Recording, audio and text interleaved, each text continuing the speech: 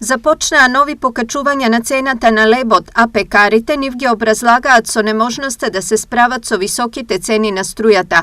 Таа сега неисплатлив го прави секој производ во овој сектор. Цените на лебот и пекарските производи ќе расте поради цената на енергенсите. Цената на струјата на слободниот пазар ја плаќаме од 33 до 40 денари по киловат час. Додека во земјите во регионот, вклучувајќи го дури и Косово, кое нема доволно производство и има рестрикции на струја, цените на струјата за индустријата се движат од 4 до 6 денари за киловат час. Илустративно, во просечна цена на парче лебот 40 денари, струјата учествува со 13. Различно е тоа кај сите фирми, зависи на што енергија користат. Ние имаме значи веќе зголемување од цена на едно парче за 1/3, така да 1/3 во цената на чинење ни оди за енергија.